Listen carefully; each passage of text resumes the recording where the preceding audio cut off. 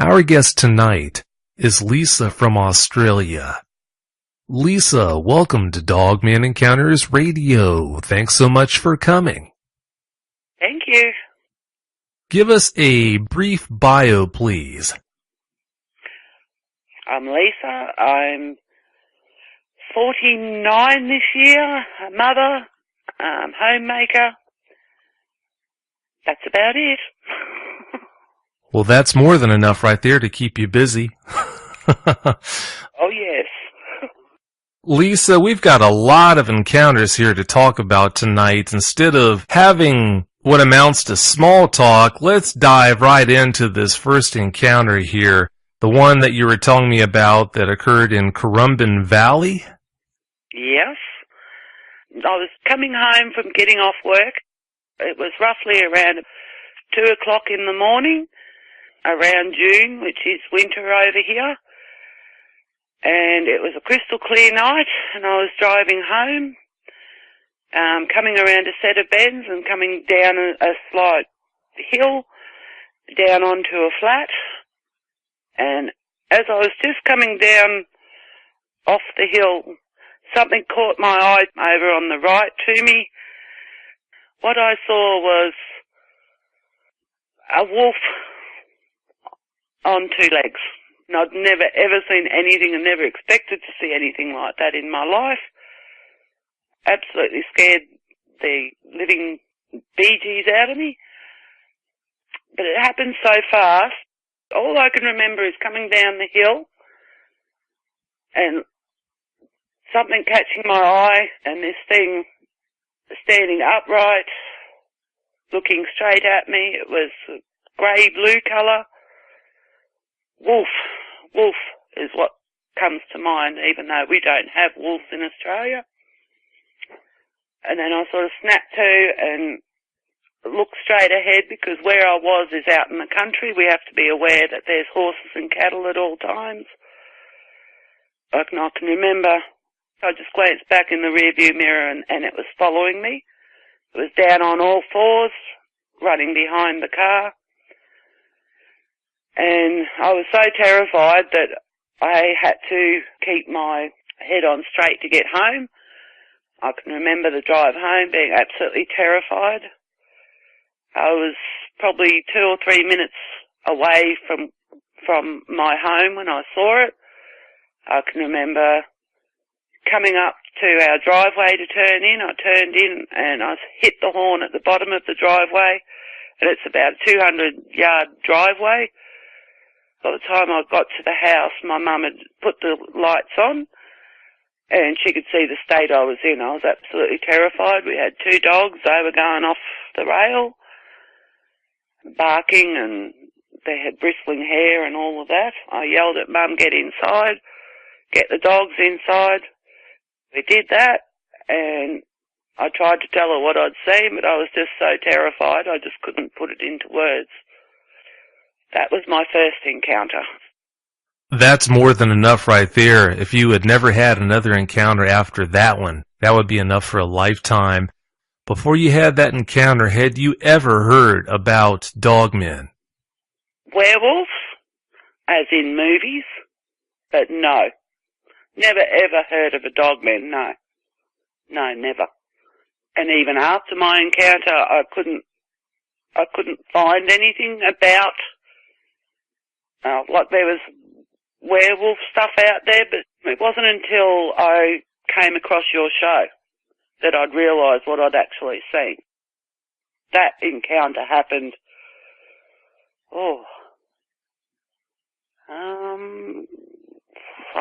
would have been around about 25, 26 when that happened, and I'm now 49, so I'm no good at maths. Well, that wasn't my favorite subject either. No harm, no foul there. You know, the whole thing that you mentioned, Lisa, about werewolves really muddies the water for people who see dogmen.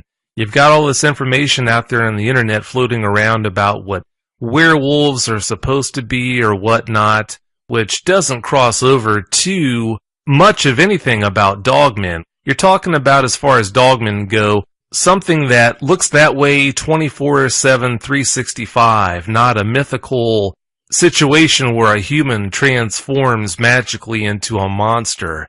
It's apples and oranges, even if a werewolf in its supposed final form looks almost identical, I would imagine, to what a dogman does. That doesn't help matters at all. That first encounter, I was just so confused because I just couldn't take in what I'd actually seen. You know, like it takes a while to filter through your, whatever you want to call it, your psyche. It was just so surreal that I'd seen it, and I was so scared of what I'd seen. And it was the feeling that I got off it. It was just, the whole situation was just surreal, and I was traumatized over it for probably about a year, and then I just thought, no, you've got to get on with it. And because where we live, there's only one road in and one road out, so I had no choice but to deal with it. That's a hard pill to swallow. As far as that first encounter goes, how close was that dogman to the back of your car when you said it was chasing you down the road? It was actually running along beside the car at first. It was actually looking in the window at me at first. That's how close it was to me.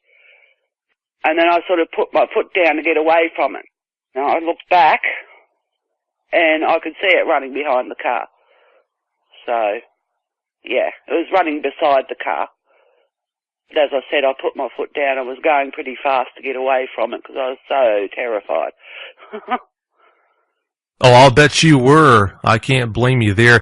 If it was looking in the window like that, that's way too close for comfort. Now, having said that, Lisa, when did you lose sight of that dogman on your way home? Well, as you come down the hill where I spotted it, it just seemed to flow so fast. I just didn't seem to have much time at all. It was just seconds. It just seemed like seconds to me. Coming down the hill, I spotted it, and there's like a long flat that goes for about 300-400 yards, and then it goes around a bend. Just before I got around the bend, I lost sight of it. But I know I was being followed. It's just a feeling I had. I knew I was being followed. I didn't want to take it home, but I had no choice because no matter where I'd gone, I didn't want to take it to anyone else's house. I know all the houses in the valley. I know all the people personally. And I didn't want to take it to anyone else's property, but I had to go home because I had no other choice. So, if I'd had a choice of being able to keep driving, I would have. But I had no choice because it's just a dead-end road up the top of the valley, so I had no choice. Oh, sure, you did the best you could. You were put into a very difficult situation that would have made most people fall to pieces, but you handled it in stride. Like I said, I'm really impressed. Seeing one of these things with someone there in the car with you is bad enough, but the fact that you were alone, that just makes it all that much worse. Now, before we move on to your second encounter here, Lisa, please tell us where in Australia the Currumbin Valley is. Currumbin Valley is in Queensland. It's very close to the New South Wales border as well. It's on the Gold Coast, which is a big tourist area, well-known tourist area. I live about 20 minutes away from beautiful beaches, but I'm far enough away that I loved where we were because we were out in the country. Beautiful country. Sounds like a beautiful area, not just the Gold Coast, but where you're at as well. Those tourists, if they only had any clue on what's maybe 20 minutes away from them, maybe they wouldn't be so hot and heavy about heading to the Gold Coast. Yes, I know. Yeah, that's not a comforting thought. No, and that's part of the reason why I'm speaking out, because what I saw, I just don't want anyone having to encounter it, especially on foot. I'd hate to come across it where you couldn't get away from it fast, that's for sure. Well, I'm so glad you are speaking out on this. I know it's not easy for you to talk about this, but like I said, I'm so glad that you are doing so. I've gotten messages from more than a couple Australians that were almost thumbing their noses at me, telling me how glad they were that there weren't any dogmen over there, down there in Australia, like there are here in the States and in Canada and in Europe and a lot of other places. This was even after Kieran Pittman's episode of the show aired. They must not have heard that, but anyway, I'm glad, like I said, that you're helping to drive that point home that, yes, Australia does have their fair share of dogmen too. Now, having said that, Lisa, let's move on to your second encounter. From what you told me, you and your husband were having a barbecue on the front veranda. We were. We just finished cooking. We're just sitting down to eat something. It was just before dark, not about half an hour from dark. And what we first took to be wild dogs, because we'd watched them come down the hill from the ridge. There was a big hill, and got in front of the bales, which is a cow, you know, where they milk cows. We call them bales. I don't know what you guys call them. They got down to the front of the bales and they stood up, and there was at least 5 or 6 that we saw in a big group, and they all stood upright. And as I said, we took them to be wild dogs until they stood upright, and they were massive. How big?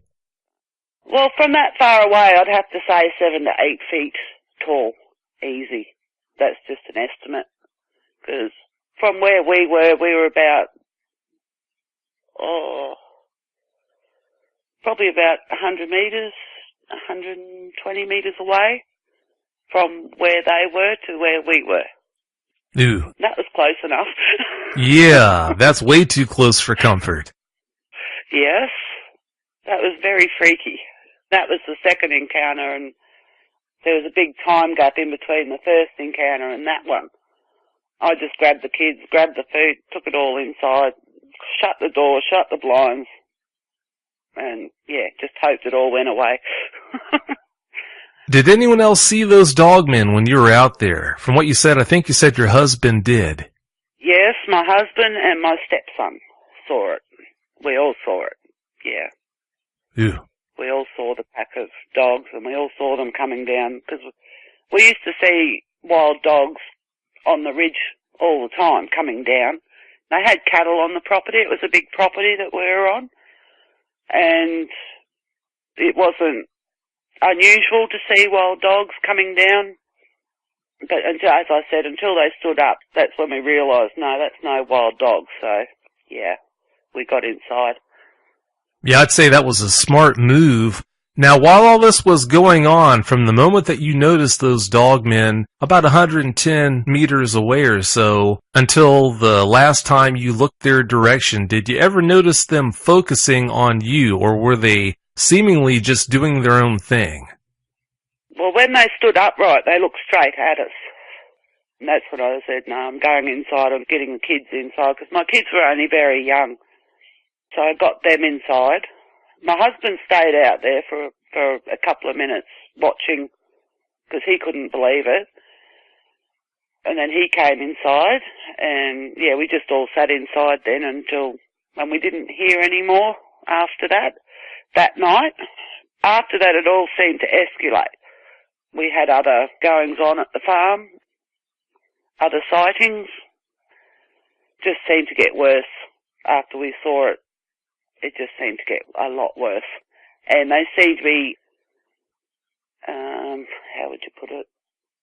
They seemed to be tormenting my stepson a lot by coming around. He lived in a big sleep out at the back of the house. It was all open at the back, like it was all glass windows, but there was blinds and that, but he used to sleep with them up.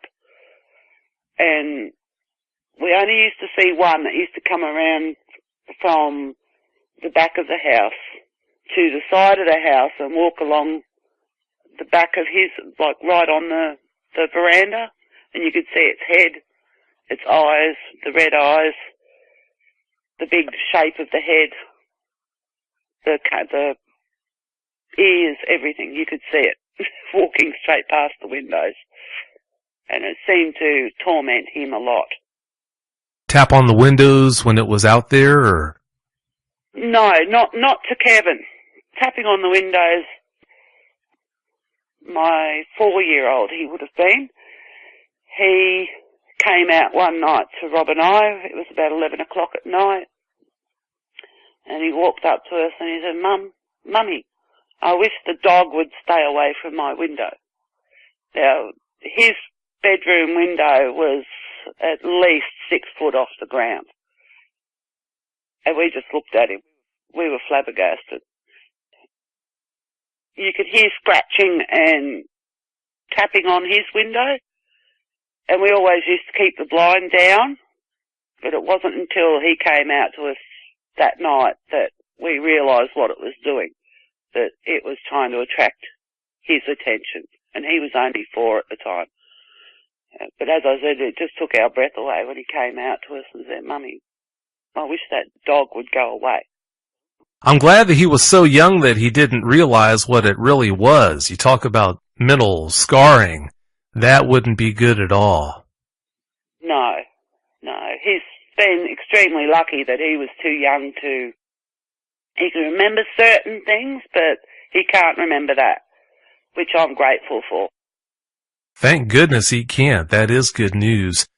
With the second encounter that you were talking about here tonight, I wanted to ask you, I guess it's a safe bet to say that no one got a wink of sleep that night, did they?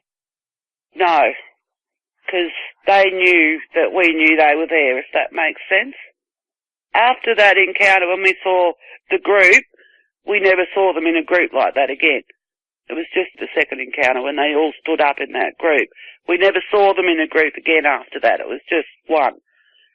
But where you see one, and because we'd seen the group, we knew there was more.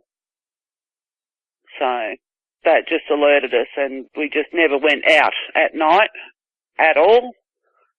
My stepson used to go outside, and I just said to him, you're crazy, Kevin, knowing what's out there. You've seen it yourself. Why go out? He was in his 20s then. He was silly. And that led to another encounter for him, which we all saw and was absolutely terrified. Do you want me to go on to that one? I do in just a second here, Lisa. I want to ask you before we do cover that, though, if the pack of dogmen that you saw, 5 or 6 of them, if they were about 100 to 110 meters away, were they standing in grass where you could get a good look at their leg structure and all that, or what? No, we didn't get a look at their leg structure, mainly because it was just too far away and going on dark. But when they stood up, you could see the ears, and you could see that it was a dog, but a dog that stood on 2 legs. Like it had the canine head. It had. I can't remember seeing the legs. Where they were, it was sort of down a slope a bit as well, where they stood up. It wasn't flat ground. If they'd been standing on flat ground, we might have, but I can't remember seeing the legs. All I remember is the ears, the head, and the dark colour. I just took off inside after that. I didn't wait around to see any more. Oh, I don't think anyone could blame you there. If you would, please do tell us about the encounter that you were about to mention. My stepson had gone out to use his mobile, which you could only use out near the shed where we used to park the cars. It's a big shed. He was on one side of the barn. My husband was standing outside, on the veranda, not outside, on the veranda. He was looking straight at Kevin. He could see this dog man coming around from the back of the house. Kevin was at the front of the barn. There was the house, the barn. Kevin was standing in front, and this thing was coming, like, circling around from the back. It was night time.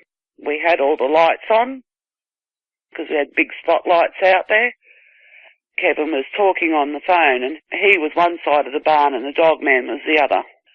My husband was yelling out to him to get inside.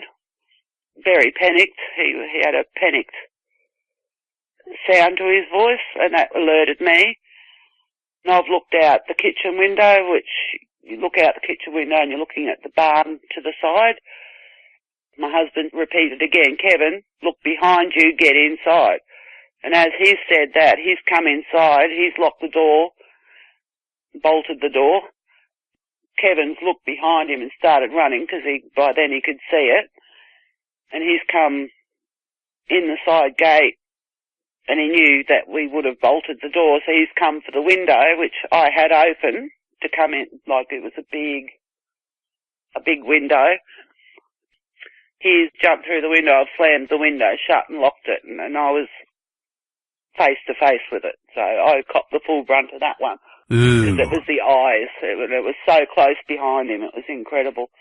The window would have had to be about 6 foot off the ground again. And it was looking straight at me through the window. When it was looking at you through that window, did it look like it had blood in its eye, or was it just regarding you? Well, I've no hesitation in saying if it had got in, we would have all been ripped to pieces.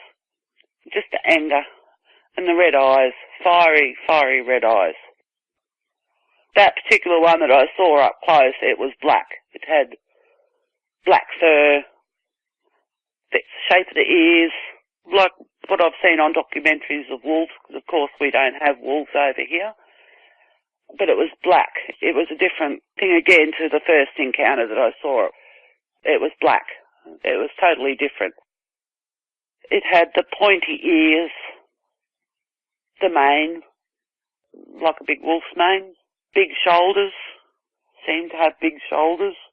But it was mainly the eyes that got to me. It was, yeah, it was the eyes. That's mainly what I noticed with it, was the eyes, the eyes, the intelligence and the intent and the rage that it had in its eyes. I was going to ask you what the scariest feature was, but from what you're saying now, I think you've already answered that question. It would be the eyes, I take it. Oh, God, yeah. Because once you've looked it in the eye, it seems you can grasp the intent that it's got, the anger, the intelligence, very highly intelligent. I don't care what anybody says, these things are intelligent. If anyone, please, if you ever see it, don't look it in the eyes, please. That's really good advice. Very good advice. You're not the only person.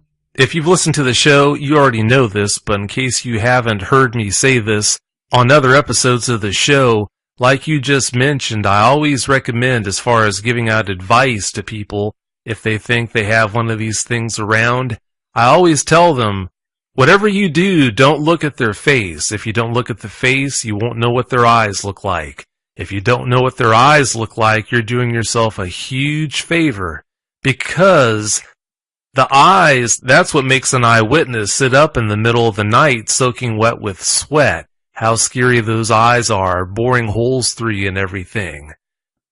And it was the intelligence. That's the thing that really freaked me out, was the intelligence. You could virtually see in its eyes what it wanted to do to you, if that makes sense. It does make good sense. That's what got to me, was the eyes. And that haunted me for quite a while. With that encounter, that was the eyes, because it was so close.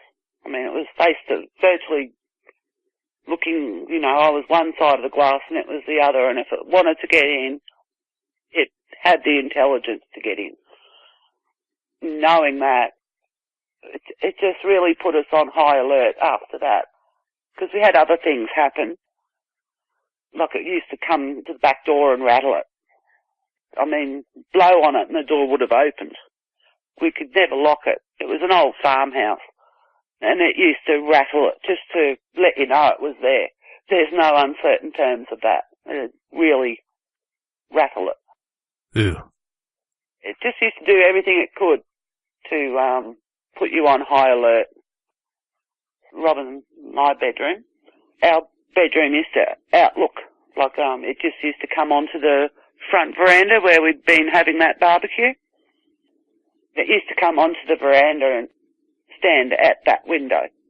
And our bed used to come, we had the bed up against the window. We never had it open all the way, and we used to have it locked to a certain, so it couldn't open it, but we used to leave it open a good 2 inches. And you could hear it out there. And you just freeze in the middle of the night. You just freeze because you knew it was there. There's just no two ways about it. And I think in one of the shows that you did, the bloke said the feeling that you get when they're around. I think it was last week's show I heard. The feeling that you get when they're around. Yeah, that's what we had big time. It's just this feeling. It's just, there's no words for it. It's just a feeling, and you get to know that feeling really well. And it's like going on high alert. All the bells go off and everything slams down. That's what it's like. That's horrible. You and your family were prisoners in your own home. Basically, yeah. We were renting the house, and we only stayed there for a year. We got right out of the area after that. But I still have to go and visit because my mum's still there. Through the day, I'm not worried at all. Come night time, I get a bit antsy because we have been followed. I only live about 20 minutes away from where my mum is.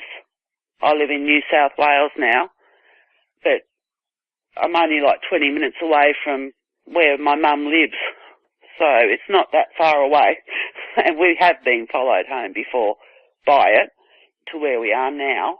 It's called Tommywin Road, and it's a mountain, like it goes across the ridge into New South Wales, and we've been followed by the dog man. By being at mum's and leaving to come home, it's followed us at night. So yeah, it's very intelligent. A lot of people don't understand just how intelligent they are. So just be aware. Be very aware.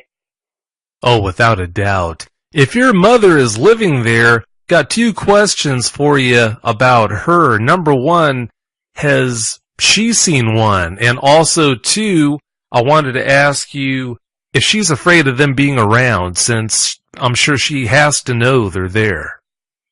No, she's never seen one. Thank God for that.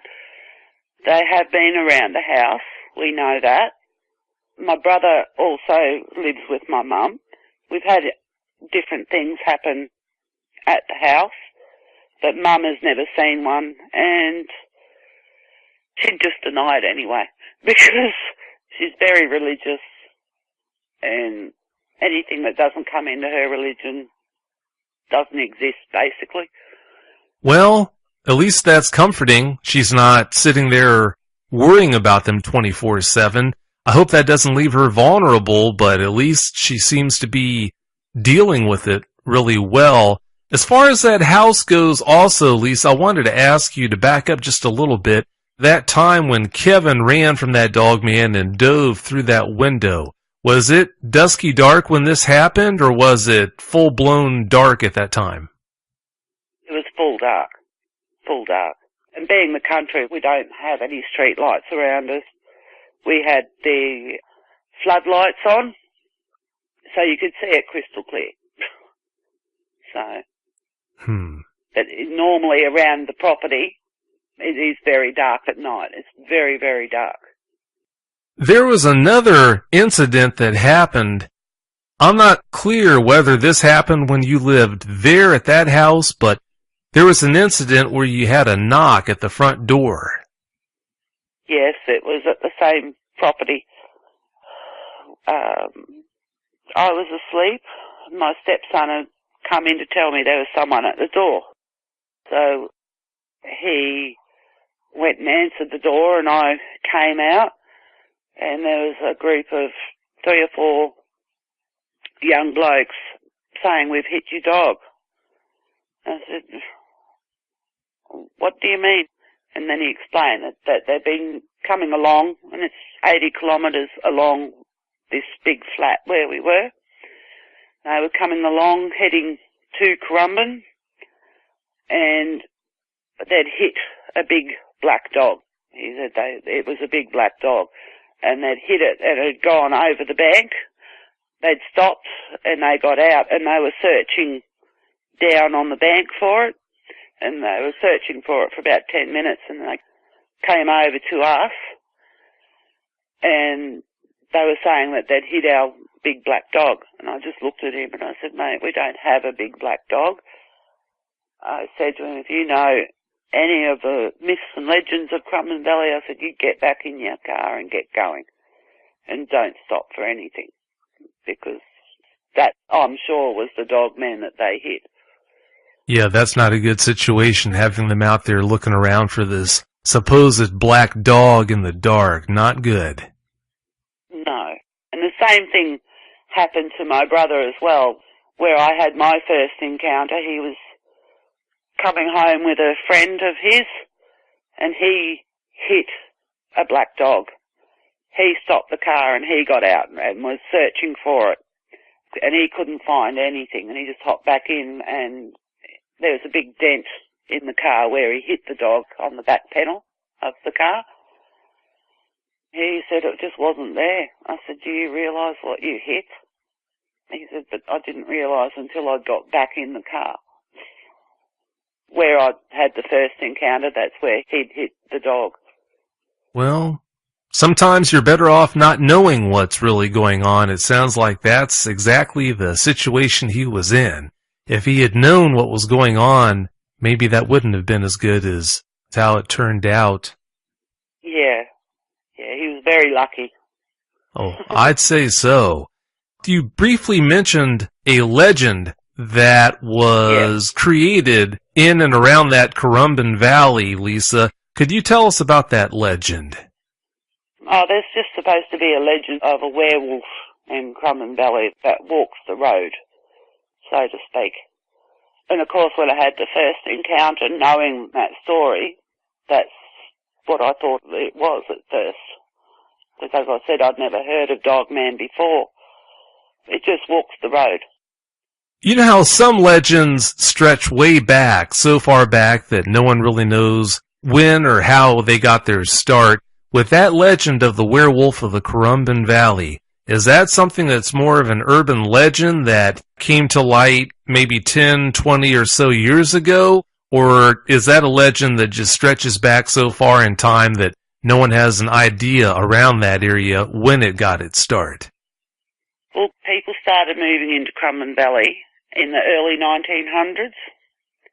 And as far as I know, the story goes back to when the first families came into the valley. Well, you know how it is, Lisa, with a lot of legends, maybe even most legends. They get their start because of having some basis in fact. Considering what you've been seeing around there, I don't have to guess how that legend got its start. Exactly. Unfortunately. Yes. Moving on, you had a 17-year-old nephew who saw a dog man. Tell us about that, please.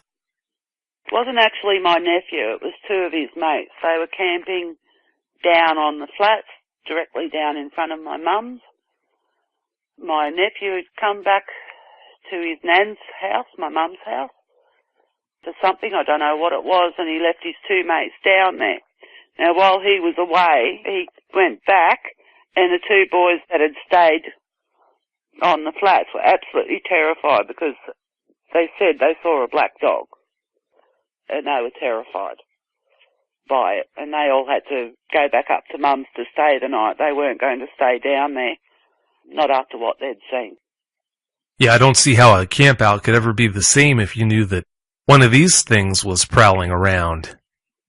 No, and I think that's how it moves through, is along the creeks, because the creeks don't have houses too close to them because it floods. So all the houses are sort of back off the creek, and I think that's how they move through unseen, is along the creek, following the creek down. I think that's how they move through not being seen, is down along the creeks. That makes sense. Around that area, Lisa, have you noticed more activity in the summer than in the winter? In a lot of areas, there doesn't seem to be any difference in activity, whether it's amazingly cold outside or not, but I wanted to see how things were with you in your area. The first two encounters were getting into winter. My first encounter would have been in May, June, and my second encounter, I saw that around the same time, May, June. But at the farmhouse, it just kept coming around all the time after that. Your youngest son had a strange encounter with one. Please tell us about that encounter. My son was up on the hill at his nan's property. It's a very steep hill. On Mum's property, it's all cleared, but the next door property, there's a lot of scrub, real scrubby, like real thick bush. I don't know what he was up there for. He just roams Mum's property like he always has. He's not scared of being on the property at all. He was coming back down the hill and he said to me that this dog had brushed past him, but he said it wasn't a dog. At the time, he probably would have been 7 or 8. He wasn't terrified. He just said it brushed past him. It didn't bump him, it just brushed past him. It just happened that fast that it came out of the scrub and the woods to where he was and brushed past him. I didn't know what to think on that one. I don't want to think too closely on that one. I can't say I'll blame you. It makes you wonder what that was all about, what it had on its mind to do something like that. I have no idea. I've got my theories, but I mean, that's just my theory. I'd love to hear it if you wouldn't mind sharing it. Well, my theory is they know who lives on the properties and who are the visitors. They know. I've no doubt they know. They just know. Because most of the properties out at Crumman Valley are 10 acre, 20 acre, up to 100 acres. They're all fully wooded, like a lot of them have a lot of wood on them, bush. I have no doubt that they know who's meant to be there and who isn't. I've no doubt of that. Yeah, they do seem to be, like you said, really smart, too smart for comfort, unfortunately. Very. Anyone who knows that they're around and is very blasé about it, very, very silly. That's all I can say. That wouldn't be a good move to let your guard down at any time when you know that they're around. You mentioned all the woods in that area, Lisa. Are there any yowies reported as being seen in that area? Yeah, they have been, yeah. Wow, sounds like you've got a hodgepodge of all kinds of cryptids running loose around that area. That's a totally different subject. Yeah, I'd say so. That's a whole show in and of itself right there. Other than your family, have you heard of any other people in that area having dogman encounters of their own? No, I haven't. Because it's not spoken about, as I said in the first interview. It's just not spoken about. You don't hear anything. I have heard of cases of animals being tied up at the back of houses and they've come out in the morning and these animals are just ripped to shreds. Nothing in Australia could do that. Like just ripped to pieces. The worst we've got are snakes. Crocodiles aren't anywhere near where we are. We've got snakes, we've got spiders. They're about our worst thing. We don't have bears, we don't have wolves, we have dingoes, but dingoes wouldn't even rip anything like that. Just shredded, apparently. There was a property up behind Mum's. They'd tied a goat to the back of the house on a big lead. When they came out in the morning, the animal was just shredded, just ripped apart. If you hadn't have had all that activity and all those encounters with dogmen like you've had, I guess that would leave you scratching your head, wondering what could have done that, but having seen what you've seen, there doesn't seem to be much of a mystery as to what did shred those animals that were tied up behind the houses and everything. Yeah, I've no doubt what it was. I know there has been other cases. They just thought it might have been a yowie that had done it. This is going back in the 1970s. There was a case of a greyhound farm being up the valley, further up than my mum's. They had the racing greyhounds. They'd tied this greyhound up to a tree, and I think it was one of the sons had found it ripped to pieces. Still tied up, but ripped to pieces. That was back in the 70s. So that was a while ago. It's just pretty scary that people have had animals tied close to the house and they've walked out and they've just found them ripped to pieces. I mean, it's just incredible. That there's been quite a few cases of that I've heard in the valley, so. It is incredible, and it is scary, the idea that they do things like that. There was another encounter, Lisa, that you mentioned to me about a gentleman who was, I believe this gentleman jumped into a pool somewhere out in the bush and found out that he unfortunately wasn't alone. Could you tell us about that? That was my husband, Rob. He'd gone camping at a place called Natural Arch, which is near Springbrook, which is in Queensland. He'd gone camping. He decided to go and have a swim. It's a big natural arch. The waterfall comes through the middle of the cave, drops through the middle of the cave, and there's a big area that you used to be able to go swimming in. And he'd been sitting beside the cave, like the cave's open, it's all open, but it's very dark.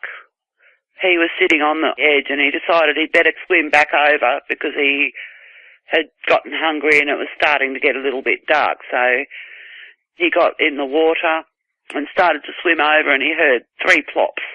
He wasn't the only one in the water. There was another bloke in the water further over.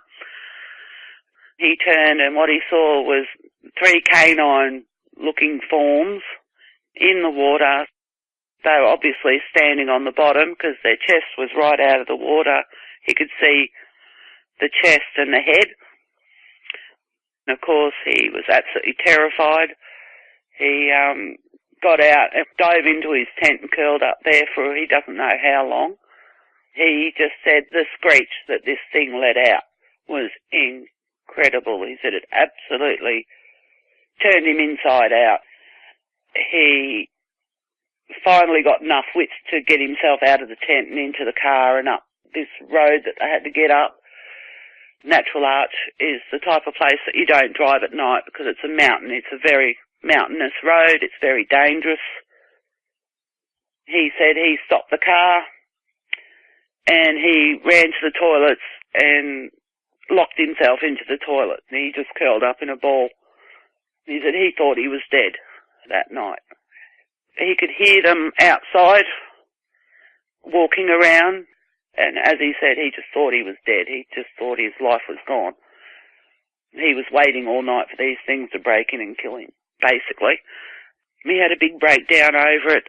He was that traumatised from it. He put himself into a mental asylum for about 3 or 4 months because he just couldn't believe what he'd seen, and and still to this day it terrifies him, absolutely terrifies him to even speak of it. You can hear the terror in his voice. It's just horrible. Wow, that's just too much for anyone to have to go through. Rob saw what he saw. I hope that he is able to deal with it the best way he can and pull through it. I've spoken with Rob before. He sounds and seems like a really nice guy. He's gorgeous. He's seen a lot and been around a lot. He's not a bloke that would back off. He doesn't scare easy. But as I said, what he went through, that was his first encounter and it just terrified him. He didn't know what to think, what to feel after seeing that. His life was turned inside out. So, yeah, that's what happened to him. His life was turned inside out, as anyone who had gone through something like that, their life would have been turned inside out as well. When we talked about that the first time, Lisa, I think you mentioned as far as how deep that water goes in that pool where the dogmen were standing, where the water was hitting them across the chests. Didn't you tell me that that water would have been over Rob's head if he had tried to stand up? It was. He could not touch. He's 5'7", and these things were standing upright in the water, and their chest was out of the water as well as the head. So he said they would have had to have easily been 8 foot, if not bigger, because he never found out how deep that water was. He couldn't touch. So it's hard to know just how big they were, but he said he'd have to estimate it at 8 to 9 foot tall. They'd have to have been, to be standing upright. They weren't swimming, they were walking. Ew. And there were 3 of them. Yeah. Yeah, and apparently he wasn't alone at the campsite. There was about 10 people that saw it, and they all got out. But Rob was the last one to get out. As I said, the road that leads to Natural Arch is too dangerous to be taken at night if you don't know it really, really well.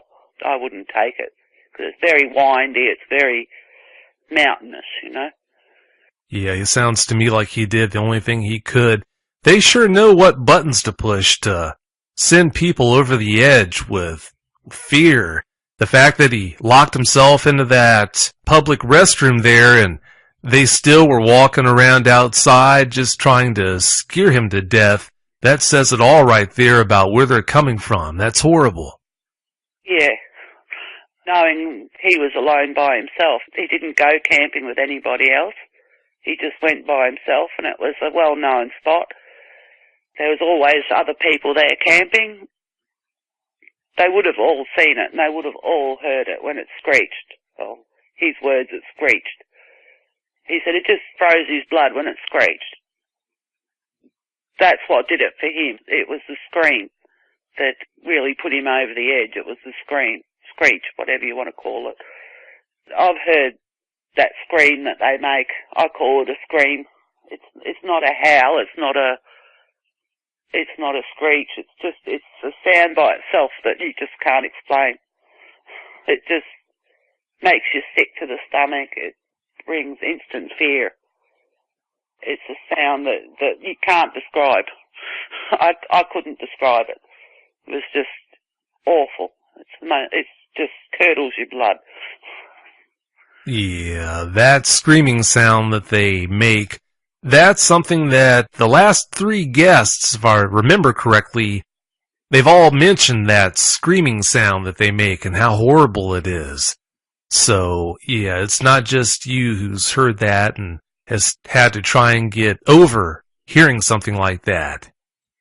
Well, that was his big thing. Mine were the eyes. His was the screech, whatever you want to call it. That did him in. That haunted him for quite a while, and it still does to this day. He gets very, very nervous. As you know, he's talked to me about it, but he wouldn't talk to anybody else because he just gets too overwhelmed with it. He can see it in front of him again, and it's horrible. It's horrible. I don't have that reaction. I don't know why. I have no idea. All I know is it wasn't going to take my life, you know, like it wasn't going to overrule me. It's my life to lead, and I'm going to lead it. This thing's not going to get the best of me. And that's how I got over it. But as I said, Rob has never got over it. As I said to you in the first interview, there's nothing on the dog man in Australia. There's just nothing. It's nothing. You cannot find information unless you look it up on YouTube, and then you get all of the American stuff, which thank God I did, because that's where I found a lot of the information. But originally when I saw it, I tried to find information on it, and I couldn't find anything. nothing that even resembled it. And that's very frustrating, because, I mean, I couldn't have been the only one that has seen one of these things. I knew that, but how I could find other people, I had no idea. It wasn't until I came across your show that I've actually been able to listen to other people's encounters and thought, oh, thank God I'm not the only one out there that has seen one of these things. I'm not going mad. It puts a real strain on you. How do you explain it? You can't. You can't explain it to yourself, let alone anyone else. It's just the way it is. As I said, especially in Australia, because there's no information at all on the Dogman. So you've got to research somewhere else, and my son put me on to Dogman Encounters. So thank you, Jakey. Well, I'm so glad that he did find the show and was able to let you know about it. The fact that you found the show and it's helped you, that right there is what makes this whole Dogman Encounters thing worthwhile. That's why I created the show, was to help someone just like you. The fact that you felt so isolated, you were in a place, Australia, where there really wasn't any information or support on these things, like you just said. Having that resource, that information there that you found when you found out about me, the fact that it helped you, I can't tell you how much that means to me. That's such good news.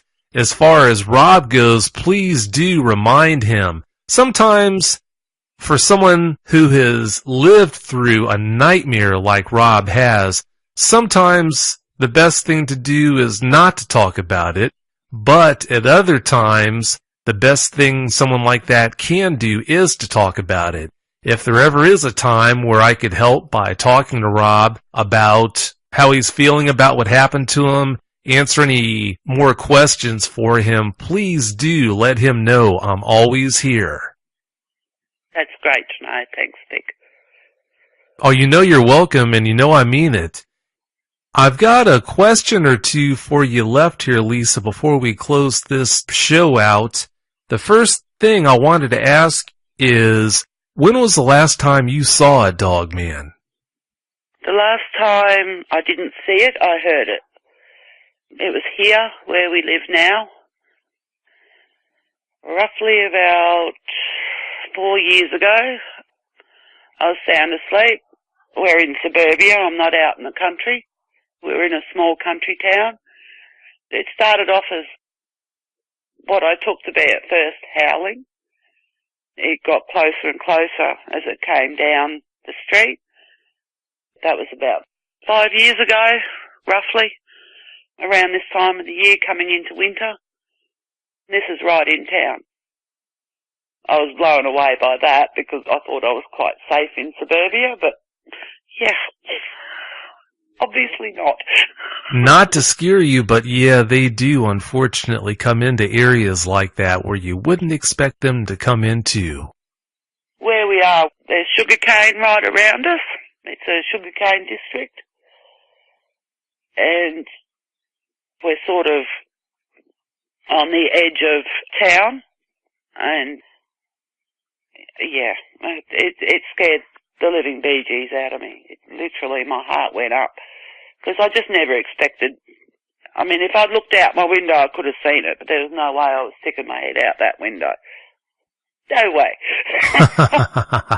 Yeah, I can't say I'll blame you there. My last question for you here, Lisa, before we close this show out, would be, what would you tell any of the people who live there in Australia that don't believe dogmen are there?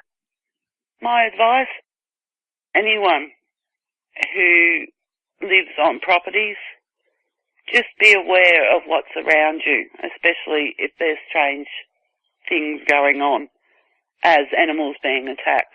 Tapping at your windows, just be aware, please, and be safe, especially if you've got a family. Please be safe. Putting your kids' lives and your family's lives at risk is just not worth it. That makes really good sense. Well, Lisa, I know talking about this is not easy for you. I can't tell you how much I appreciate you coming on the show here and helping to get the word out. Like you said earlier, there are a lot of people there in Australia that just don't know that dogmen are there. They're a reality. Well, Lisa, thanks again so much for coming on the show. I really do appreciate it. Thanks, Dick. Have a great night. You too. Thanks. Bye. Bye. If you've had a dogman encounter and you want to speak with me, whether in private or on the show, you can reach me at contact@dogmanencounters.com. I'd love to hear from you. Our guest tonight is Cliff Sullivan. Cliff, welcome to Dogman Encounters Radio. Thanks so much for coming. Thanks for having me, Dick. Cliff, please give us a brief bio on yourself. I'm 49 years old, raised in Montana, lived in Nebraska, Iowa, hunted in Nebraska, Iowa, Montana, Minnesota, both of the Dakotas, Idaho, Washington. Spent a lot of time out of doors. It sounds like you did a lot of moving around. What was the reason for that? Well, it was travel. We would go to hunt. My dad would take my brother and I hunting. We would just go everywhere. Hunting, fishing, turkey, deer, antelope, pheasant. I was never really big on waterfowl, so I never liked the duck hunt. Basically, hunting was just the way you contributed to the household when you were younger. Everybody in my family had a deer tag when they were old enough to get one. It helped put food on the table, I guess. We traveled all over. My family is all from Iowa and Nebraska, and then we moved to Montana when I was young. Speaking of traveling, you currently live in Bangkok. What's the story behind that? Unfortunately, I wish there was an exotic reason for me being here. I came several years ago with some friends and went back, got rid of everything I owned, and moved here. I love it. I was diagnosed with osteoarthritis a couple years ago. That's a degenerative joint disorder, and my Pacific Northwest home there in Oregon was a rainy, cold son of a gun, which was not conducive for a pleasant life with that arthritis. But over here, the pain is cut in half easily, and I can get around better as well. But I do love it here. The people are great. The food is amazing. Everything's fresh, and I love it. Love it. It goes without saying, Cliff, you're a man of high adventure. When I called you the other day to set up this interview, you were in the jungle on your cell phone when you answered. I couldn't believe it. My girlfriend's family is from there in Surin, Thailand, outside of Surin, and yeah, it's. I was kind of surprised. There's like zero technology there. I forget about cell phones. I forget about everything there. And when she brought the phone over and said it was for me, I was taken aback. I was like, there's got to be some mistake. And it was you. And I was like, oh my God. Yeah, I didn't know what to think when you told me that you're right there by the border of Cambodia in the middle of the jungle. I thought, wow. It was about 2:30 a.m. stateside. I was talking to you. You said the kids were swimming and everything, having a good time. I could hear them in the background. I didn't know what to think. Oh, yeah. Oh, yeah. And it's the hot season here right now, and the rainy season. It's like Africa hot here right now. It'll melt you right in your shoes. It's very hot here right now. Which, again, it takes getting used to, just like anywhere. Oh, I'd say so. I can only imagine what kind of heat you're talking about there. Before we get into the details of the encounter you had there, Cliff, you're a very talented sculptor. Please tell us about the sculptures you've created, anything you'd like to share about how you got into that, anything like that at all. I started doing Bigfoot sculptures, Sasquatch, and I did my first one. Gosh, I don't even know how long ago now. But I did 6 original sculptures of the Sasquatch, and I called them the Forest Giants. And I have a Facebook page on the Forest Giants. And from there, I went, and there was a huge response to the work, and I was very happy that it was so well received, and grateful, very thankful that everyone liked it. Then I did a chupacabra that was hugely popular, and his eyes light up. You plug him in, he's got red eyes. And then I did the dog man. I always wanted to do a dog man. And I've done aliens. I just do, I don't know what my theme really would be there, I guess. It's just, I guess if it interests me, I like to try to do my best creating it in clay. But I also do life drawing, and I do painting as well. Well, you're a man of many talents. The sculptures that I've seen that you've done are nothing short of amazing. In fact, that Dogman sculpture that you sent me the picture of, I'm going to post a pic of that on the YouTube version of the show so everyone can see the quality of work that you do. It's just amazing. Well, thank you very much, Vic. Switching gears here, when you were young, were you into monsters? Did you know about Bigfoot? Anything like that? Well, I grew up in the 70s, so yes, I definitely heard about Bigfoot, and I was always a believer.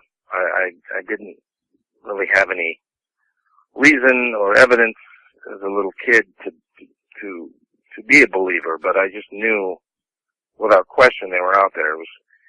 And again, growing up where I did, there was a lot of Native American people around me, and I had heard stories from around Choteau, Montana, so many encounters with the Sasquatch that will never make it to a website or be reported, simply because those people up there just aren't that way. It's just something you don't. They'll never make it to a database. Put it that way. But there's stories that I heard from people that I trusted, and boy, it just really lit the fire for me. And as I said, I did a lot of hunting. Started very young. The encounter that I had with this creature happened while I was hunting.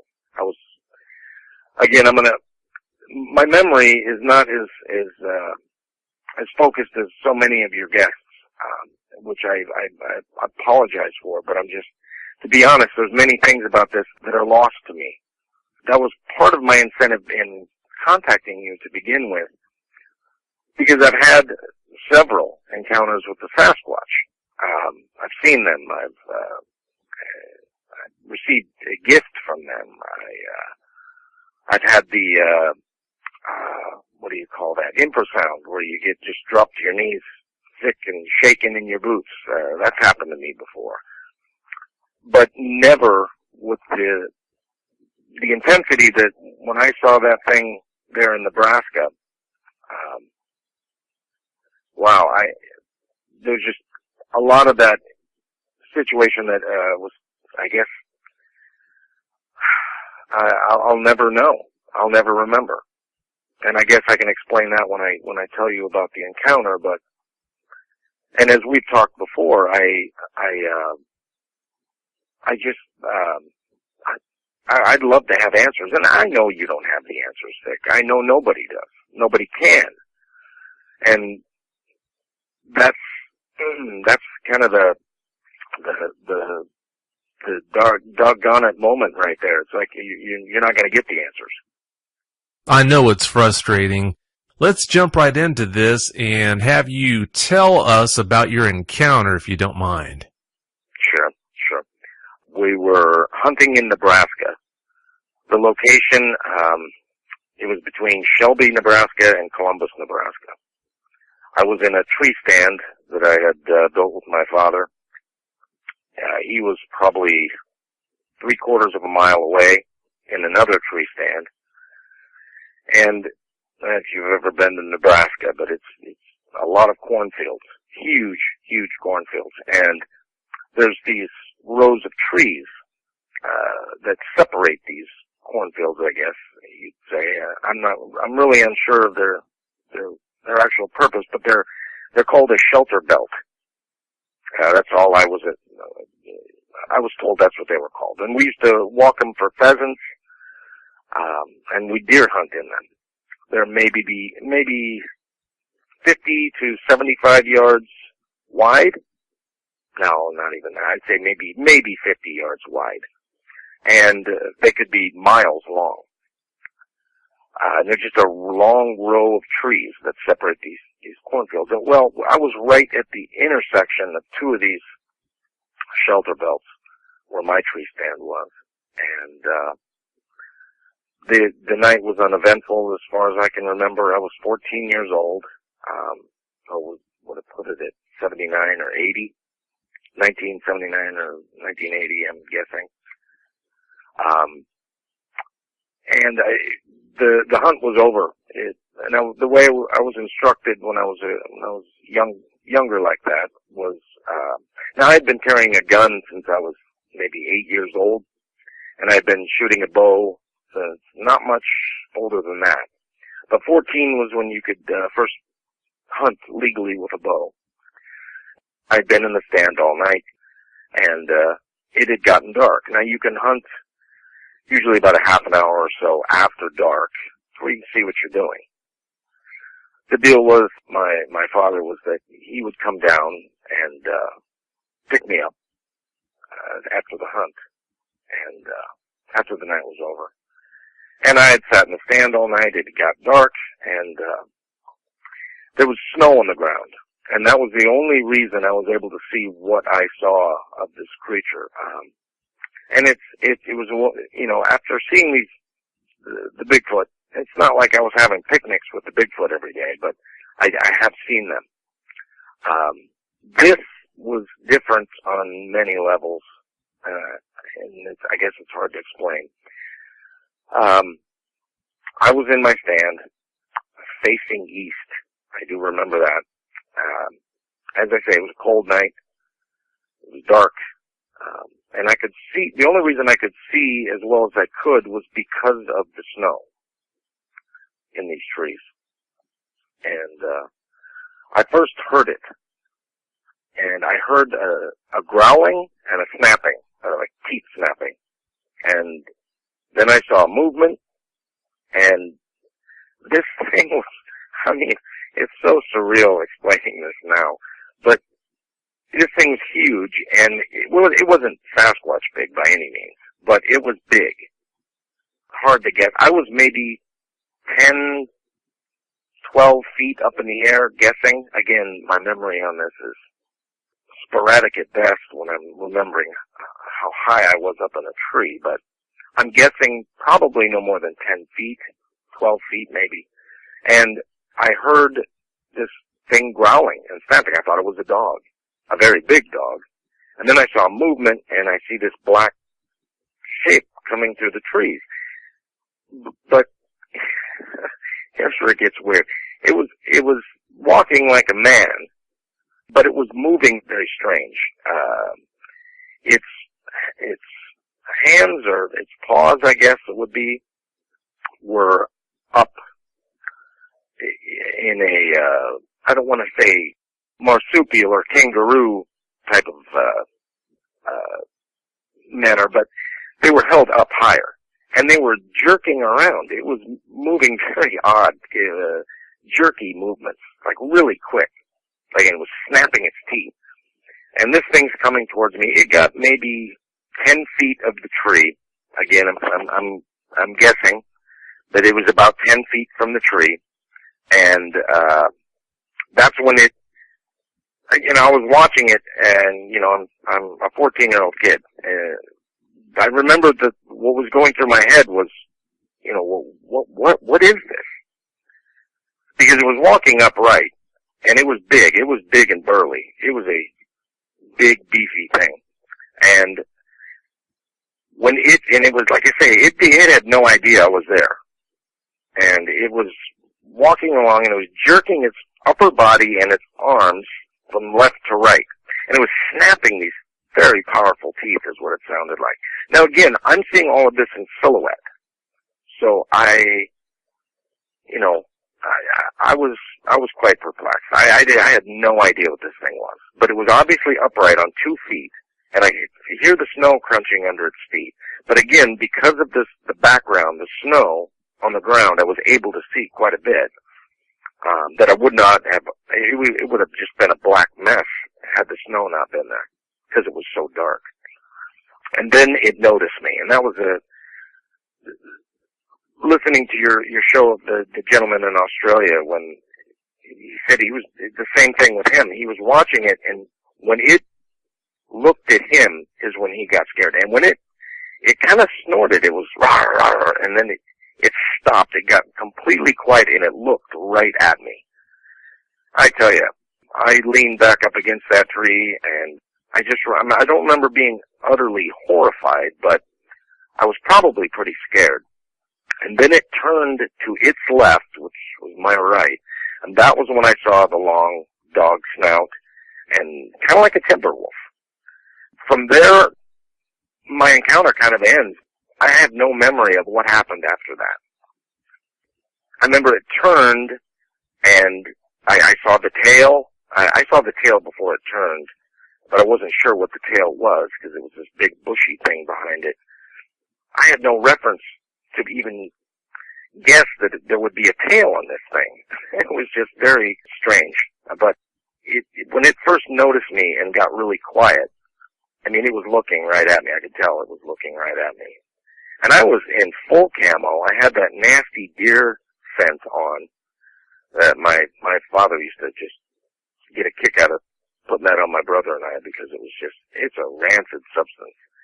And it stinks very bad. And back in the 70s, there wasn't all the science associated with deer hunting that there is today. I would imagine. I haven't hunted for a number of years.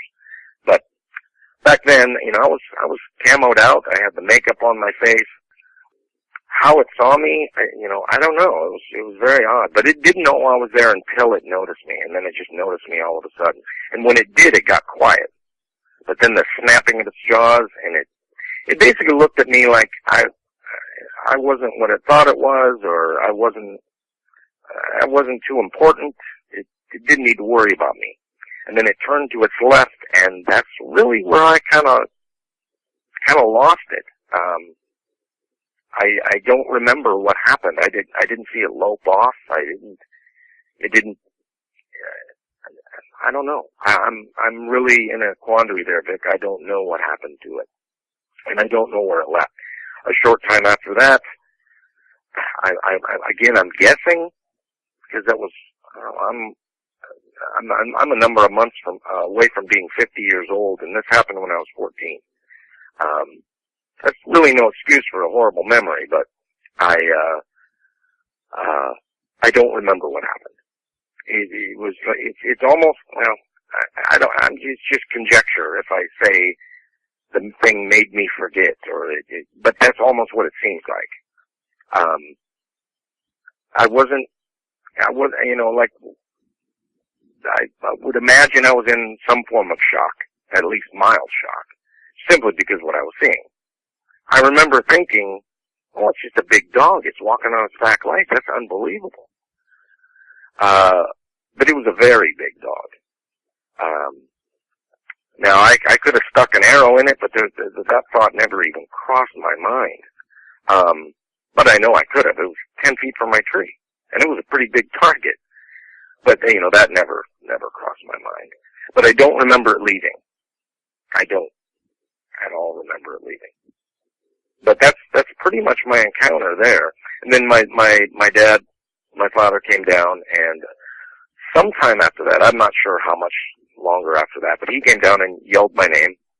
And then I had to get down out of that stand, not knowing where this thing was or if it was still there. And I beat feet through those trees out to where he was standing in the cornfield. And then from what you told me, that wasn't the end of the story. Most people who have encounters with these things, they're able to separate themselves from the place where they had that encounter and in a lot of cases never go back, but that wasn't the case with you. Yeah, my man, he wasn't the nicest fellow a lot of the time. When I got down out of that tree stand, I was scared to death, and I ran, and he was a big one for being brave and being a man and all that. I made no qualms about it. I told him exactly what I saw. It was just, my instinct was to tell him what I saw. I told him, I said, Dad, you're not going to believe this, but I told him what I just told you.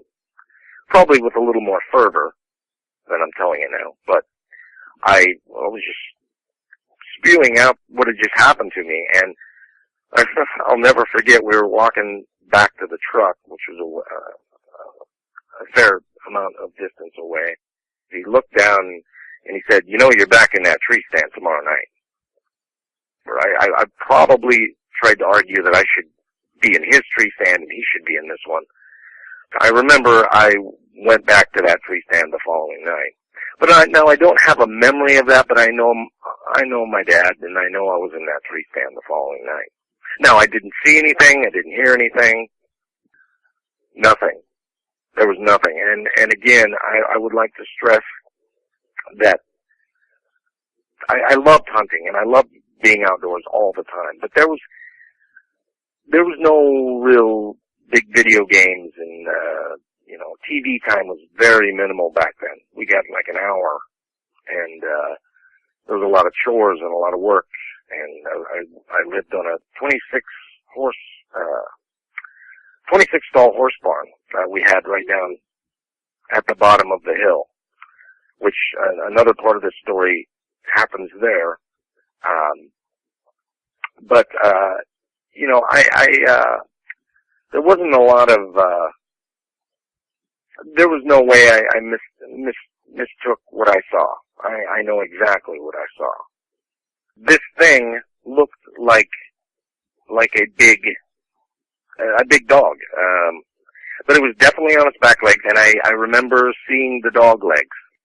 Listening to your past shows, you often ask if the person noticed the legs were more like a human or more like a canine. These were definitely canine legs. And I only saw this through a silhouette in the snow. When it turned is when I saw the dog legs. And I remember right then is when you get that really uneasy feeling, at least I did, looking at this thing. And its girth was, it was big, and it wasn't happy. Whatever the situation that put it in front of me was, it wasn't happy about it, I don't think. And then when it saw me, again, I think it looked at me as just completely uninteresting. Non-threatening, It stopped when it saw me and then turned, and then I don't remember what happened after that. I just don't remember. You know, Cliff, after we talked about this for the pre-interview, you found it so hard to believe that you wouldn't be able to recall what happened after you saw that dog man. But, like I told you in the pre-interview, I think you're not giving enough credit to the effects that shock can have. When you're in a situation like that, I think it's pretty easy to underestimate the effect that something like that can have on you. I wouldn't be surprised if you were in severe shock, and because of that, you lost that sense of time and you don't have any idea what happened to that dog man. That very well may be. But I would also add that, living in Montana, I was around grizzly bears on a daily basis, literally on a daily basis. The ranch I worked on as a kid, we had 18 collared grizzly bears on that ranch. Those were just the collared ones. There was wolves around. I've seen a very large black wolf, maybe, 50 yards out, 50 meters out. Just standing there in the foggy cold, there in the mountains there behind Shoto, staring at me. I'm no stranger to, or at least I wasn't anymore. I am living in Bangkok, Thailand, but back then I was, very, very comfortable and very used to, the out of doors. I was there every day fishing. Right, I'd saddle my horse and ride off, I've never had a face-to-face encounter with a mountain lion, but my dad hunted them for years with dogs. I've seen them. I know they're everywhere, and they're very big up there. And I know when you can tell when they're around because you can hear them. And that's something like that would put me in shock. I would think more than seeing a giant dog walking on its back legs. And that's why I'm just in such a quandary over why did I lose that memory right there? And it's always stuck with me. I remember I told my dad and my brother, and I've never told anybody this story, short of you. You were the first person, and I haven't talked about this story since it happened. I told none of my friends, at least I don't remember telling any of them. And it wasn't for fear of ridicule. I've never been one to care about what other people think. I just don't. With the Sasquatch or this dog man, I certainly don't need a scientist, quote unquote scientist, to tell me what it is that I saw or didn't see. I was competent in the outdoors. I was used to it. I grew up in it. I knew what was out there, and I was comfortable feeling that I was the apex predator because that's what I was taught. Once I realized that there were literally giants walking around out there, that paradigm kind of changed. And seeing this, I don't know what that was. It was a very big dog snapping its teeth, very upset, walking through the bush. And it happened upon me. Why did I lose it right there? The memory. Why did it? I don't know. I'm left to speculate. I don't know why. Did it take that memory from me? I don't know. But I know the walk back to the truck with the old man, that we didn't hear anything, we didn't see anything, we didn't smell anything. Now whether or not he believed me, I have no idea. But he knew I wasn't prone to flights of fancy, especially with things of this nature. You said a couple of things that I wanted to clarify here, Cliff. First of all, I wanted to ask you, from what you said earlier on in the interview, I'm getting the impression that you might have had a Sasquatch encounter before you even had this dogman encounter. Is that true? No. My first Sasquatch encounter happened when I was 16 in Montana. It was a number of years later. 16, 17. I was camping with my cousin, and I had a German Shorthair. His name was Nick. He was my bestest buddy. We did everything together. He was bitten by a rattlesnake. He went everywhere with me. And, but he was kind of a knucklehead. When I mentioned about the grizzly bears, Nick he'd go after them, just, hand over fist. He didn't care. He was just he was not a very bright dog. But he didn't care. He was not afraid of anything. He really wasn't. You hear a lot about that, but he was just not a very smart dog. And, that night, I remember my cousin Dave saying, he said, "Hey Sully, where's Nick?" While this Sasquatch is up on the hill beating us, just smashing a tree and rolling what sounded like big rocks down into this dry riverbed that we were camped next to.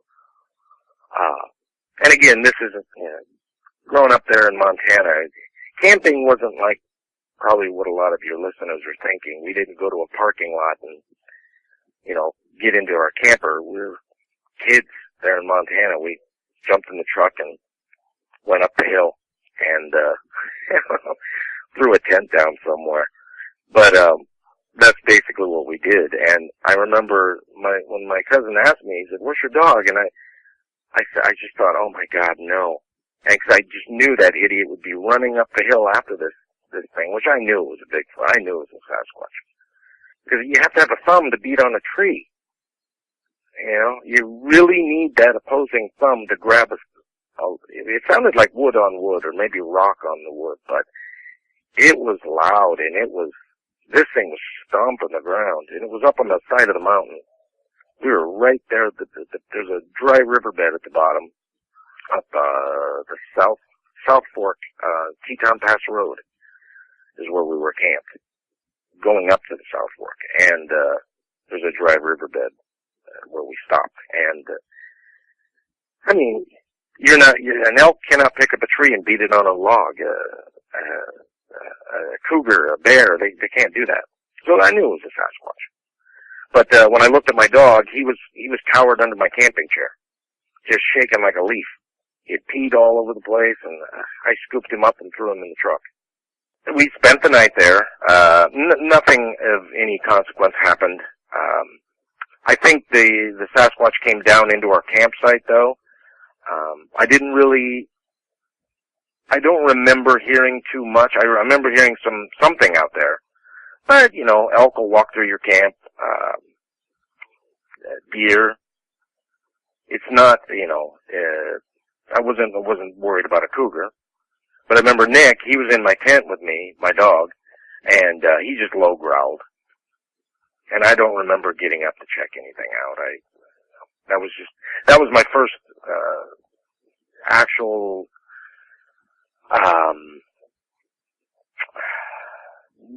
Sasquatch encounter. Yeah, for sure. Was that, and that was like, as I said, a number of years after the Dogman encounter. After having had that Dogman encounter, you have this Sasquatch encounter. At this point, you've got to be wondering, what in the world's going on here? Well, yeah, I was. I don't know. I see that dilemma in people. You know, you see it every day on how nauseating Facebook gets with its Bigfoot baloney. But you see that problem that people want to rationalize it. They want to say it's an ape. They want to say it's the missing link. You know, whatever they want to say, whatever they want to label it as. I just, you know, I'm a firm, strong believer now, especially with my experiences with the Sasquatch later, that they are a people with a language, and they can do things that are, you know, that are very abnormal. I'll leave it at that. I know this isn't a Sasquatch based show, but yeah, and yeah, I have no problems with any skeptic simply hasn't walked the right walk or you know, invested the time or the effort to get to the answers. And I think it's sad that too many people, there's a huge influx of people interested in the Sasquatch now. And thanks to shows like yours, there's this, now a big interest in the Dogman. Which, wow, that's what I'm really interested in. I already know the Sasquatch exists. And I know the Dogman exists too. I want to know a little more about the Dogman. But again, how are we ever going to get that? Even if you get one and put it on a table somewhere, I think all you're going to have is a very big dog. Well, you know, they do have different looks, Cliff. Not all of them look like the one that you saw. Some have a much more monstrous appearance to them. Why that is, I can't explain it. That's one of the most frustrating things about these things. The more you find out about them, the more you find out that you just don't know. For every question you answer, seems like 3 or 4 more pop right up in its place. Absolutely, and that's what I've been dealing with this since I got into it. Until I finally, you know, it was, you know, I've been gone now from that area. I don't ever want to be associated with being a researcher. That is just a silly bunch of mess that I don't want to get involved in. I was simply a person that spent a lot of time out in the bush and experienced some things that I wanted to explore further. I really did, and you know, would I want to meet this thing that I saw in those trees that night, face to face? Oh, God, no. I would not want to be on the ground with it. There was never a question that thing could have scaled that tree and got me out either. It was, I mean, it was, when I say it was big, and it wasn't Sasquatch big. The first Sasquatch I saw was 9 feet stooped over, 3 feet thick in profile, the front of the chest to his back. I mean, this thing was a literal giant. He could have grabbed that dog man I saw and twisted his head off.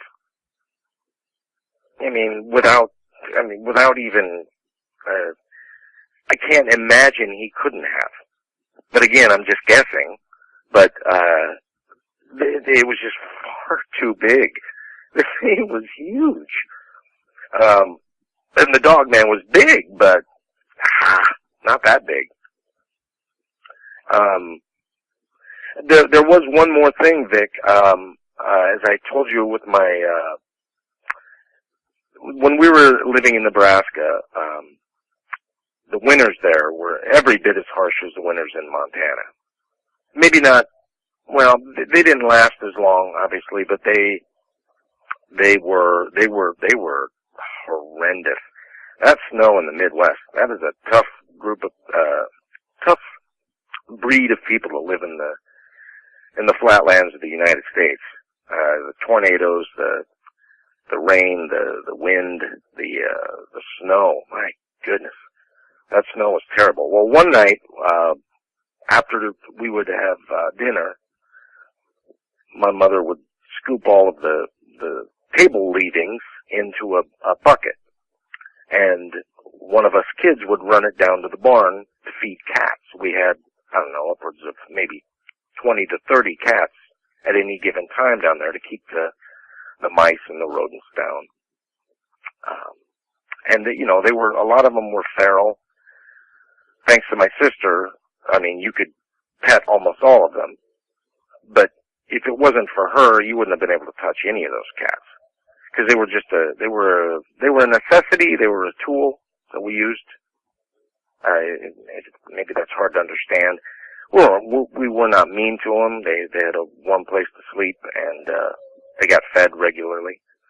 But they were not a loved, cuddly pet like you see the videos of all the time on Facebook. These things they were very akin to a wild animal. But anyway, we would feed them every night, this big bucket of scraps. And my brother and I were going down to the barn one night, and it was dark, and it was a blizzard. Boy, it was a straight up 30, 40 mile an hour winds, dumping snow. Just so we bundled up and we walked the, 100 meters, 120 meters down to the barn, down the hill, and opened the door, did our chores down there. We had to bring some horses in, put some out, blah, blah, blah, whatever. And we dumped the cat food, I would imagine. I don't have any memory of that, but that's what we were down there to do. We're coming back up, and my brother was just here visiting last year, and I asked him about this. It was weird that I remember asking him, "Do you remember that?" And he said, "Yeah. There's a big tree. It was to our left, and the gate that the old man, our dad, put up, it was there was no fence for the people to walk through.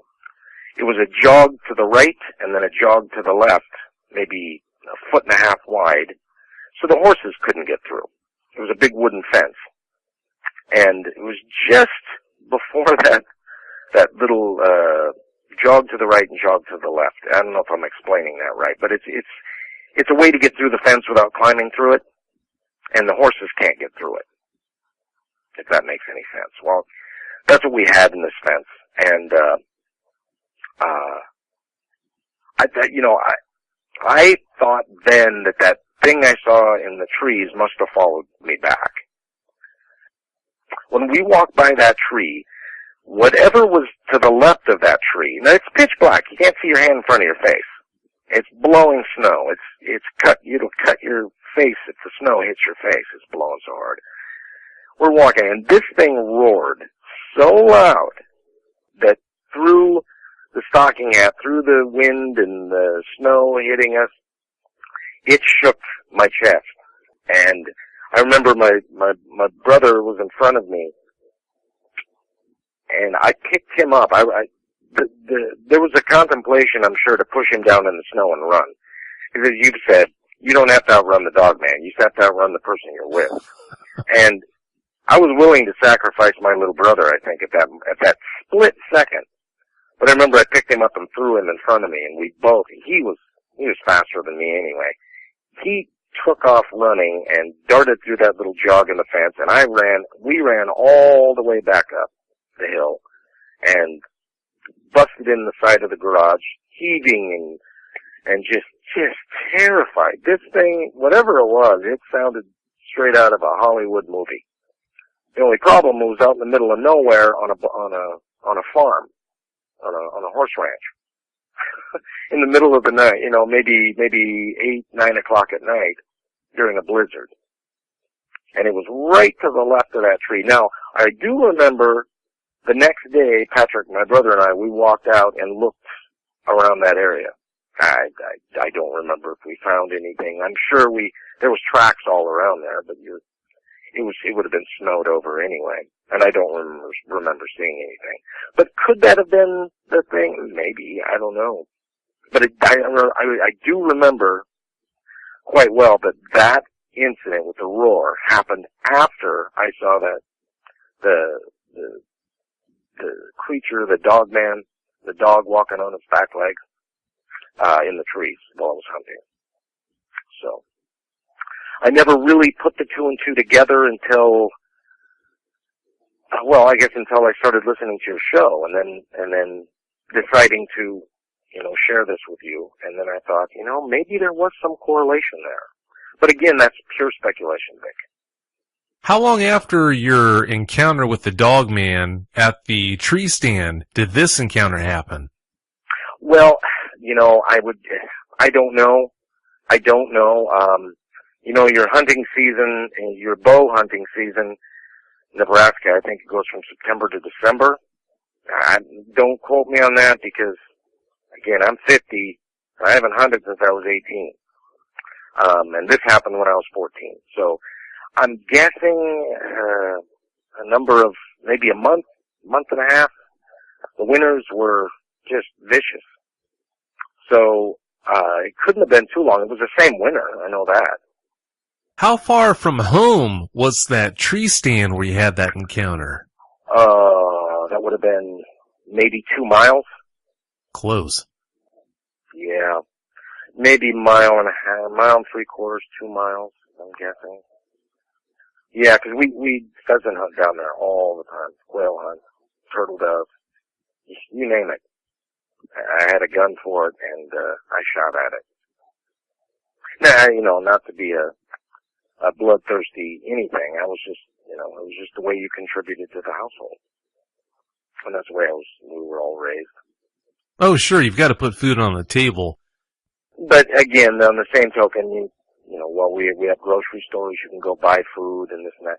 My entire family would go hungry before they ate cow when we could eat elk or deer, venison. We didn't eat chicken. We ate turkey, or we ate pheasant, or we ate quail, or we ate turtle dove. I wasn't a big fan of waterfowl, but yeah, for sure, we didn't. I remember in Montana, I would get a half a side of beef from the ranch I worked on every year, and I never ate it. I would always end up giving it away because of the deer. I had deer and elk, and once you get You get a good supply, a good diet of deer and elk, you won't want to eat cow. Oh, I understand. That does make sense. Now, something I wanted to ask you here, Cliff. After the first encounter, I get the impression that you were able to function pretty much as normal. You were able to go out into the woods and do what you needed and wanted to do without any major ill effects. But after this second encounter left you so scared that you and your brother took off running for the garage. Were there lingering side effects, you not wanting to go out into the woods? Maybe it left you unable to go out into the woods. Well, I don't really remember any, and as I said, Vic, I did not want to go back to that tree stand. The last thing I wanted to do was go to that thing, go and sit in that tree again. I just knew that dog man was going to be there. It was watching me. It was sitting there. But, you know, if I'm being 100% honest right now, Vic, I don't really remember those thoughts. I'm just guessing I had them in my head because I knew myself pretty well back then, as well as a 14-year-old kid can. I knew that I didn't want to, but I also knew what my old man told me. He said, you know, you're back in that tree stand tomorrow, boy. We didn't build that thing, blah, blah, blah, blah, blah, blah. And I was like, yes, sir, I'm going. So I just don't have a lucid memory of climbing into the tree stand the following night, but I guarantee you I was. There's no question. The old man would have relished me climbing into that stand knowing I was scared. You know, just to work it out of me, and I'm thankful that he did. Because, you know, had I been allowed to pamper that wound, I probably would have been reluctant to go. Because I tell you, in Montana, I would saddle my horse and just go. My horse and my dog and myself. In Oregon, I would go solo. I lived in Oregon for almost 26 years, 27 years. Had a lot of Sasquatch encounters. Not like it would happen on a daily basis by any means, but I knew where they were, and I knew, I learned, I didn't know, I learned what not to do, and I learned how to have more interactions. That was stop carrying a camera. And if I have any advice for anybody, if you don't want a dog man to bother you, carry a camera with you. I'm serious. I mean, or a Bigfoot, carry a camera with you. If you want to keep them away from you, carry a camera. It is funny how they seem to disappear when you have a camera on hand. That's where I have my problem with all these quote-unquote researchers and skeptics, is that they're unwilling to open their mind all the way. And if I have any advice for anyone, it's don't nail anything down. We don't know anything about the dog man. And we know equally as much about the Sasquatch. My understanding is, and again, this is only my understanding. It's the middle ground that I came to walking around in the bush in Oregon, where I would see tracks, I would see tree breaks, I would see some amazing trail markers, and then I did some research. I hate that word as it pertains to Bigfoot, but I actually looked up, what the way Native Americans would mark a trail to see if game was going on it, and I talked to some Native American friends, and they told me, that's definitely something that would have been utilized by the Native Americans, and that's where I would in Oregon there, and I don't want to give a location because I was on a show one time, and I was interviewed about my art, and I blabbed too much about where I was, and there was just a lot of things happened in this area that I was very sorry for, and if I'm responsible for that, I'm apologizing to this stage, but these creatures, you've got to look at them with a whole new paradigm shift. There has got to be one. We cannot look at them like we want them to be. We simply can't. We're too arrogant in that. People have to keep an open mind on this because we don't know. And that's my only advice would be to, if you want an encounter, stop carrying a camera. Stop carrying recording devices. Stop trying to outsmart something that lives out there when you're a very ill-equipped visitor in its home.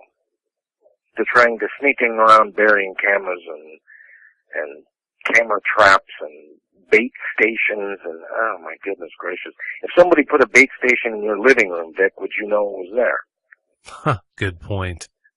Yeah, and people don't think that. They think they're the apex predator. That man's the king of his domain. And I got news for you. What I saw in Oregon and what I saw in Nebraska proves point blank we are anything but the apex predator. But I will also say, if that thing wanted me out of the tree, it could have slowly walked up there and got me out. Or jumped up, it could have done whatever it wanted with me. I belonged to it. And it was a big, angry, snarling, teeth-snapping monster. Had I seen it in better light, I would probably be traumatized and probably would have had that shock you were talking about. But since I was cushioned by the silhouette only, I think that's why I had one of those maybe rare encounters where I just didn't see enough to scare the heck out of me. Does that make any sense? That does make good sense. Since it was only silhouetted, you didn't have a chance to see the eyes or, like you said, any of the other features that would have really left an impression on you. Absolutely. But the movements were, there's no way that I misinterpreted what I saw. I mean, I'll stand by that till the day I die. There's no, same thing with the Sasquatch. I'm rational enough individual to, and honest enough to admit that, I miss a lot of stuff. A lot of stuff goes right over my head. But when I experience something, and it's out there, I mean, you've got to pay attention out there. You really do. Unless, unless you're, you live in Portland, Oregon, and you go up to government camp to go camping, and you consider towing your little mini mobile home behind your truck and sleeping in a parking lot camping, which a lot of people do. I don't consider that camping. Never have. Probably never will. And I'm not one of those gotta go 50 miles in kind of guys either. I love that, but you can't always do that. But the day walk, the day hike, going in the morning, coming out at night, I've done those. And, never had any dogman, at least that I know of, in Oregon. A lot of Sasquatch, though. I wouldn't want to be a dogman in Oregon. There's too many Sasquatch. I wouldn't be surprised if there are a lot more dogmen in Oregon than what most people would ever imagine. That very well may be. I don't know. And, I get homesick for the States and my monster, I don't like that word, going out into the bush, just going for hikes and seeing what I can see and experiencing what I can experience. I miss those days. I really do. I love Thailand. I love it. But, you don't have that here. There's no animals here. Cliff, I think it's about time to wrap this show up. Do you have any closing comments you'd like to share? No, other than to say thank you very much, Vic. I'm not saying a huge weight has been lifted off of me by sharing the story, but it's done something for me. I feel, I'm not sure how I feel. I'm happy that I was able to share it. I know these things are out there. Now, whether it's just some, a dog that taught itself to walk upright or trained to walk upright is absolutely not the answer. This thing was there alone in the bush, snapping its teeth and jerking its arms around in a very strange fashion. So, and again, to keep an open mind, we don't have anything figured out yet. We don't. We really don't. We don't know anything for certain. And until we do, people should really keep an open mind on everything. That would be my only advice. And again, as I said earlier, if you want to have an encounter with a Sasquatch or a Dogman or any of these creatures, don't go into the forest carrying a camera and expecting to trick them, because it's not going to happen. Very well said. Well, I can't thank you enough for coming on, Cliff, and sharing those encounters with us. I really do appreciate it. No problem, Dick. Thank you very much for doing what you do. Love your show. Well, thank you much for the good words. Don't be a stranger, okay? You either, Vic. That's not a problem. Well, have a great night. You too. Thank you. Bye-bye. Bye. If you've had a Dogman encounter and you want to speak with me, whether in private or on the show, you can reach me at contact@dogmanencounters.com. I'd love to hear from you.